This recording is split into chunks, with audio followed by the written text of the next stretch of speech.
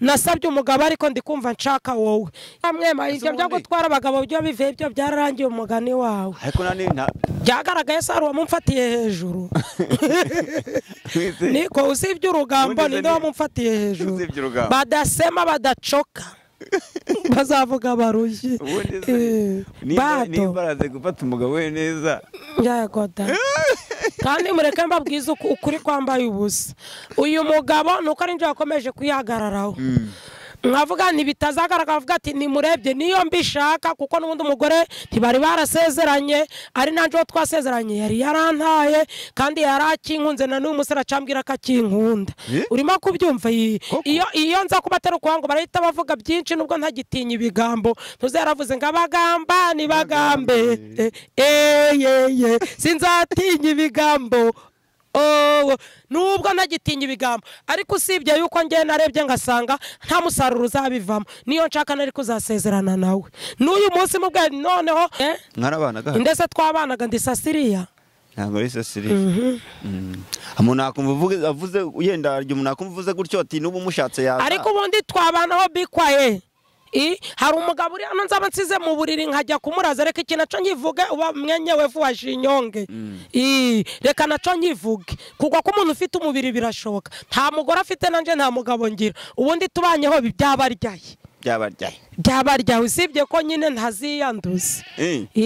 twasangiraga fanta nikundiraga akanyama yambwira ati nk'umuntu badusiganye urubwa nanga batuvuganye ngwino ngugurire n'akanyama nkagashikura ariko nagashikura ndakungubeshe si nakaryaga mwana we none mwangiza mukibeta ahantu twakubeta tutabusa abasangiye bose niko bibeta kandi nawe ahubwo muzi ko ndi umukristo wo mu mutima ariko hari igihe wagashikura ugashikuye ubundi kirazira kuba ubundi iyo uri umugore udafite umugabo ubundi biravuga ubundi mu ndangagaciro z'umukristo we wese agomba kubaho ari mu buzima igihe atari mu rusengero agomba kuba ari mu rugo cyangwa se ari mu kazi ariko ubundi ibintu mwiboshemo nibiki ngiye ndi umuvugabutumwa bwiza reka nkubwire tugomba kugira itandukaniro byo nibyo ikintu ushatse kuvuga ndacumva ariko se ni iki cyo ushobora gukora ngo wemeze abantu reka nkubwire agatekerezo gato numvanye umuvugabutumwa ngo umugabo umwe yarari kumwe n'ifarashi n'umwana we ngo barangije iyo farashi bagira gute barayurira we n'umwana bageze imbere urumva abantu kutabanoza ariko urukunega amatwi ndikubwira abandi ariko nawe ndikukubwira ngo bageze imbere abantu ngo ariko ngo aba bantu nguziko batagira isoni ngo umugabo aratinyuka akicara ku ifarashi ngo agashiraho n'umwana barangije ifarashi bayijyaho bagenza amaguru bageze imbere umuntu arababwira ati ariko uzi ko mwebwe mutagira ubwenge uko muragenza amaguru urumva kandi ifarashi nta kindi yetse ari cishinzwe Yes, reka mbasuhuze cyane kandi mbifurize ibihe byiza dushimiye Imana n'ubundi ko tugarutse ahangaha ndi kumwe na Nyiramugisha Penina akaba ari umuvugabutumwa views zigendera nkuko abivuga urabishyigikiye se ndi views anyabudendire none se ko turi views arabo twazamuye ariko twitwa views nubwo batabyemera yego natwe hanyuma rero akaba ari umugore n'ubundi cyangwa se akaba ari umubyeyi afite abana bane yego ariko ntago ari ku isoko uri ku isoko navuyeho hari ikintu gitwara ku isoko ukabona bari kuguyanduka kigarura mu rugo ntago nyiri ku isoko icyo wajyanye igicuruzwa iki nyine nari naragiye ku isoko mbabwira ko nyene y'umugabo mbona hari kuza ibigaraje ureze gatoye mbona ari kuza ibiguraje ngo igicuruzwa wajyanye ku isoko yego hazi ibigaraje ari byo bishaka kugira ngo bishaka kukigura kandi iki gicuruzwa kirahenze iyi ni imari bita ko rutarya niyo ihenze mu mabuye y'agaciro kiruta n'agasegereti nuko ntangira kubona bari kugitesha agaciro ibyapfuye amaso ibitagira Yesu bitamuzi yewe ndavuga ndi iki gicuruzwa canje kambe ngisubije mu rugo umunsi kizagerwaho kizahabwa agaciro umisi jize uyu muri Penina reka maze mbwira abantu jize Penina uyu nguyu yarimo atubwira ngo arashaka undi mugabo kuko undi arafunze ngo bamukata imyaka 20 kandi yambwiye ko nanavamo atakinyeneye bamubwiye yuko atagomba kuntunga ngo kubera iki ngo kubera yuko ndi umuhutu akaba umututsi nese ndeka kubivuga reka ikiganiro tugisoreza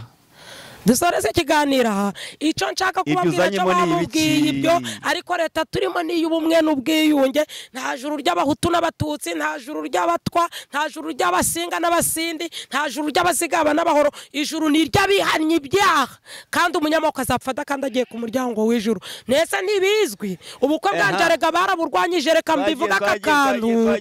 ubu bukwe baraburwanije baravuga ngo ntibashaka yuko nshakana n'uwo mugabo arababwira ati njaho gusuzugura Imana nzabasuzugura ati ibyabaye byarabaye icani gatozi tubukora ku bw'itegeko ry'Imana ariko nyuma baramunesha baramubwira bati bivemo byihorere na Rucahana arabizi uri ushinzwe ubumwe n'ubwiyunge akorera he mu mujyi wa Musanze nawe yaraduhamagaye tubimubwiye aravuga ati bana b'Imana mureke dusenge kandi nitumara no gusenga aba bantu tubabaza ibyo barimo ariko umugabo wanje ageze avuga ati ndabababariye nanjye ndamubwira nti ndabababariye gusa simvuze ngo ni runaka bivuze ariko baraturwanyije ariko Imana ishimwe ko mbyaranye nawe aka kabiri nubwo afunzwe ariko ndi umugore w'isezerano yakwambitse impeta akwambitse impeta yarayinyambitse none wayinabuje naracogoye ndayijabura mba nsize hariya dambabarira ateka mbese ko nyifite ku mutima ubundi tereka meneye ko ari uwambaza izina none ndi mutarega 36 nubwo igicuruzwa nagisubije mu rugo bakubajije izina wambajije barahari ariko nje ntago nafata ibyipfishije ndashaka ibifite amatwi n'amaso bireba bigenda yego iyo gahunda irahari isa nigera igicuruzwa kizagurwa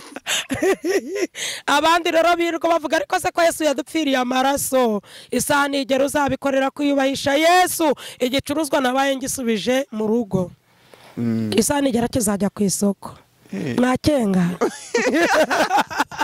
aho mbiri Buganda nsigaye nzi kubaza ngo mwakenga wacyumvishe umuntu uje ngo akeneye kongera kumva uburyo wongeye ukabisubiza mu rugo ibicuruzwa se ndi kukubwira ngo najanye igicuruza ku isoko ntago wabyumvise ukeneye umugabo ndabitangaza barangije baravuga ngo umva ngo ziko yasaze ngo umukecuru ngo ungana gutyo simwumvishe ko hari n'akaganiro nigeze nshiraho ko umugore wanyise umukecuru rero mbona hari kuza ibyapfuye amaso reka nawe akumva ibigurasha ibintu bibita igicuruzwa ngisubiza ku isoko ugisubiza ku isoko mu rugo pirito ngikura ku isoko Byivugiye ngo wagishubije oya nari mvugagujwe yewe nimuze iki isoko igicuruzwa nagisubije mu rugo y'imari yanje ntizahomba reka ubusebye ko nuzanye inkanyari yewe reka uzanshye ukakibonye isoko nyamara reka nkubwire nta giti kiburaga inyoni kigwamo nta giti kiburaga inyoni kigwagamo ga mwana we kabibaye rwenzori nanone kandi nta nkweto iburaga iyayo kiracari rwenzori none ubwo ubu nibwo akiri rwenzori neza kuko ndi muri Kristo Yesu ubushize naco naragitambukiye nti banyitaga rwenzori uraseka ubu kiri rwenzori nzuri kubera ko naracimanye aho nakiriye Yesu nagihagazeho iki gicuruzwa cyari igicuruzwa kera ariko ndavuga nti ngikuye ku isoko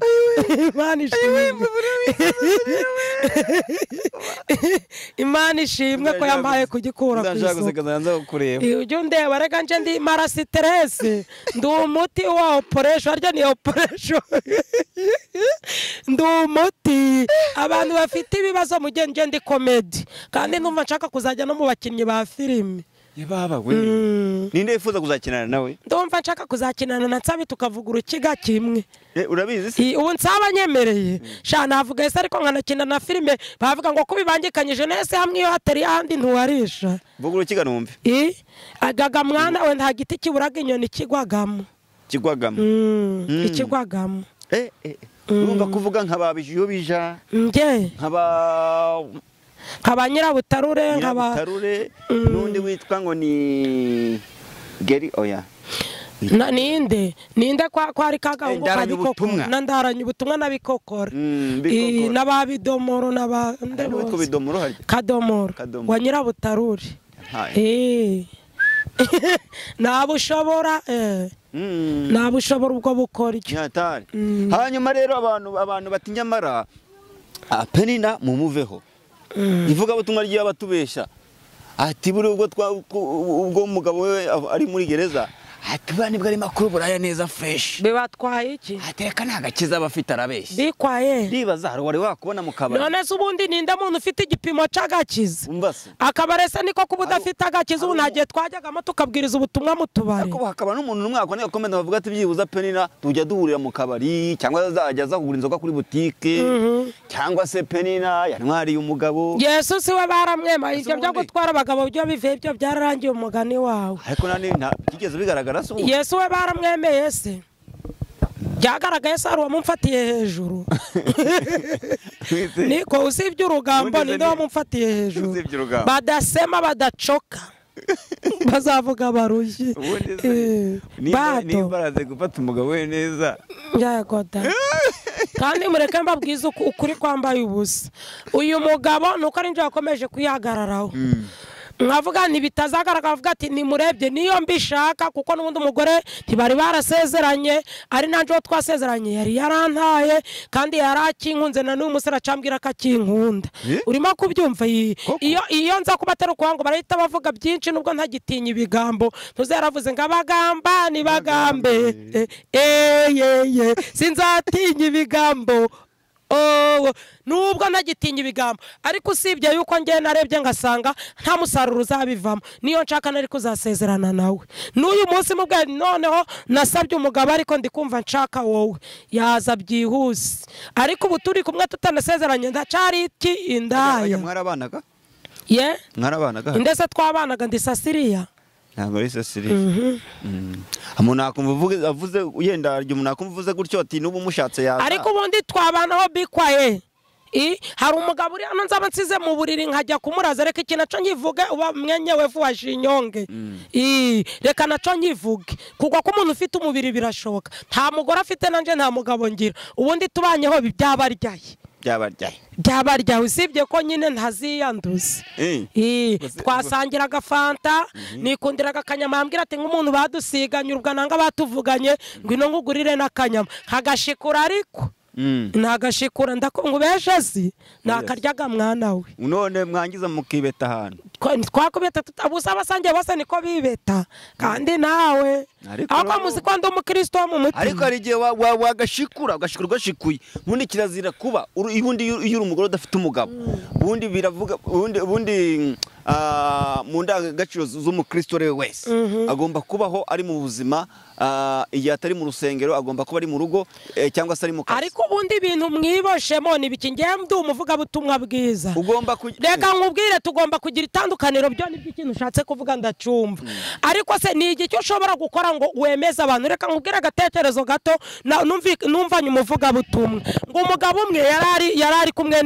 n'ifarashi n'umwana we ngo barangije iyo farashi bagira gute barayurira we n'umwana bageze imbere urumva abantu kutabanoza ariko urukunega amatwi ndikubwira abandi ariko nawe ndikukubwira ngo bageze imbere abantu ngo ariko ngo aba bantu nguziko batagira isoni ngo umugabo aratinyuka akicara ku ifarashi ngo agashiraho n'umwana barangije ifarashi bayijyaho bagenza amaguru bageze imbere umuntu arababwira ati ariko uzi ko mwebwe mutagira ubwenge uko muragenza amaguru urumva kandi ifarashi nta kindi yetse ari cishinzwe uyu mugabo arongera agira gute arongera yurira ya farashi kubera yuko nyine abantu bari bagize gute bari bamurembeje bageze imbere umuntu aravuga ati uko nta soni ufite uratinyuka kurira ifarashi umwana ari kugenza amaguru ava kuri ya farashi ashiraho umwana bageze imbere ariko urumva ukuntu abantu baburabuza undi narabwira ati ariko yemwe abana b'iki ati ubu nta soni wicaye ku ifarashi iswa ari kugenza amaguru urimo kunyumva birangira rero bagiye batagize gute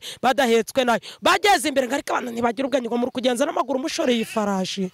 ntacyo wakora ngo wemeze abantu nakwicarana nawe yabundi ntakwicarana nawe imana itanyemeye nta nubwo umuntu yanyemera ariko imana inyemeye yanyemeza abantu ico naco nico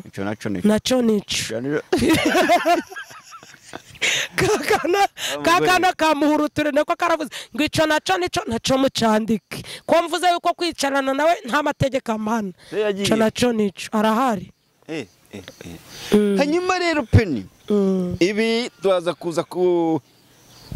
kubivaho twerekeza reka twerekezeho kwanza ku mukobwa uri gukora akazi ntako wabayemo ariko wowe ntago wigeze wirongoza icupa ngo yisambanyije icupa yanyweye Heineken amaze kuyimaramo ngo ahita rwose ngo agira gutya rwose ngo abazimu bashe kandi na bya bindi bita amaotago biraza ngo bikajya bimeneka ngo nuko abadayimoni bakajya ariko indangagaciro na kirazira koko byarashize mbwire umunyarwanda n'umunyarwandakazi uyu yarakibirinde yarananutse ariko nukubera indindani nyatwego igarasi yego mwahuriye muri Gisoro hariya mu Gatare mu Bugande mu isoko ry'inkweto n'ibiribwa aramubonye uramuhamagara se niwe wansuje sinena namubonye umumama twari turi kumwe aramubwira ati ndagukunda uzi kubyina ati nubwo wavuzweho byinshi atari ko dore nkugira no kuri telefone ngukandira na subscribe ntabwo ndamenya bayikanda buri munsi ngo barayikanda aravuga ati aturangunda ngo tuzaze kumbera umushitsi ati ngira icumba nyobora c'amasengesho ku mupasiteri bita Damuru uwo mugore tugeze imbere ambwira ati Damuru hitwa ngo kwa twisambanire ibaza umuntu ufite urusengero ngo hasengera indangamirwa nk'ibyo nahozemo n'abasinzi rero yarababwenga ibyaha byose Yesu yabirangirije ku musaraba ngo twisambanire nawe mu makuru mfite yataye umugore we ubu n'umushumba utagira utagira uwo mugabo umugore kandi umugore wari umuhagarariye ushigikiye Damuru wasezeranije yarakibirinduye yarapfuye nukuvuga ko Imana yambwiye ko igiye gusenya ibyitubatse mbese ubwo niryo torero yarakibirinduye ari kuyoboramo icumba naryo ryarangije gusenyuka ndabihanuye kuko wari urihagarariye wa musapotingaga yapfuye yewe yarakibirinduye kandi Damuru yavuye mu Rwanda akijijwe baramunganirije ndamwibuka Pastor Claude yamubwiye numva ndamuzi twasenganye mu Gatenga hari icumba cyahabaga nongeye kwibuka Damuru avuga nk'umuntu ufite ijambo kabisa inde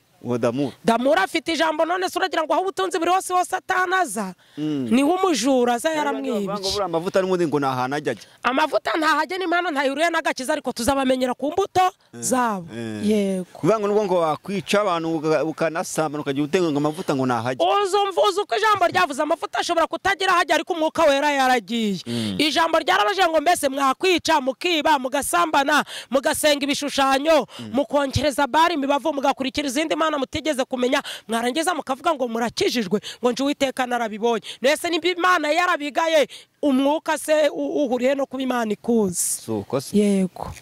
umwuka nawe uhuriye no kuba Imana icyangombwa ni ukumenywa n'Imana iyo itakumenya ibindi byose zero kabisa yego rero uyu Garase ngo nawe agira gutya ngo aganira na Penina muraganira ariko burase baguteje abajura bakakwambura ku mupaka yaneje abajura none se banjanye amaboko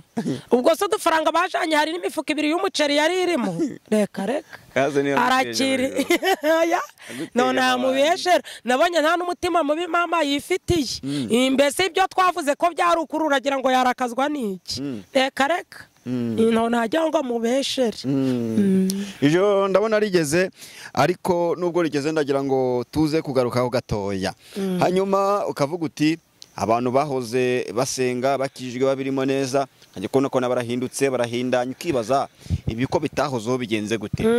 kubera iki umuntu asigaye afata Imana nk'agapira batera ni akazi kabo bahinduwe n'ibihe baravuze ngo Yesu aratinze ariko umuririmbyi wari mu mwuka abantu bari gutera Imana nk'agapira umva nje wisengesho mfite umva uko ndi kubwira Imana umuririmbyi yuzuye umwuka araririmba aravuga mwami wanje Yesu fata ukuboko kwanje isi iranduhije ishaka kunanira ndarushe nanijwe n'ibigeragezo umpa ubushobozi kugira ngo neshe umpa ubushobozi kugira ngo neshe umpa ubushobozi yo mu mutima icyo ngusaba nukuguma mu nzira yawe mukiza imibabaro yanjye yose ndayiguhaye Yesu imigambi yanjye yose ndayikweguriye nge ndashaka nge ndifuza kugendana nawe umpa ubushobozi kugira ngo neshe umpa ubushobozi kugira ngo neshe Imana ishimwe haleluya yo mu mutima ubu ishimwe n'amahoro byo mu mutima. Mana bagutera nk'agapira ariko nje sinzagukamira mu kitoze. Umwami wanje Yesu umfata ukuboko nanje siranduhije. Uyu muririmbyi yaravuze ngo shaka kunanira, yaravuze ngo ndagusabye ndarushenanijwe n'ibigeragezo, umpa ubushobozi kugira ngo neshe. Na Garasi wa mu bushobozi akanesha, n'abandi bahamagawe nawe abaha ubushobozi, uduha ubushobozi kugira ngo tuneshe. Imana y'amahoro ibaha umugisha. Uri mu kiganiro ese nakira amakuru hano? Yego. Ariko aya makuru ariho ivumbi si? Yewe ni hatari. Ndabona ijoro rigeze, ariko nubwo rigeze ndagira ngo dusoze ikiganiro cyacu. Nzagaruka gusura habona, hanyuma twongere tuganiriza abantu nk'uko bisanzwe. Ndagushimiye cyane wafurawe, Imana iguhe umugisha. Wakoze nawe, Yesu aguhe umugisha cyane. Kandi Imana ikongerere imbaraga n'amavuta. Amina, amina. Ukomeze ubwiriza abantu ubutumwa bwiza. Yego. Kandi ntuzase n'ab'isi. Oya. Komeze uvuge kandi ukore neza. Amina. Ukiri mu isi. Imfata ukuboko. Amina. Abapfuye ntibakibasha kuvuga ubutumwa. Ntibakibasha kuririmba. Abariho ni twebwe. Ntibakibasha gusenga. Ariko abariho barabikora. Imana idushoboze. Imana rero igomba guhimbaza ikaramwa n'abantu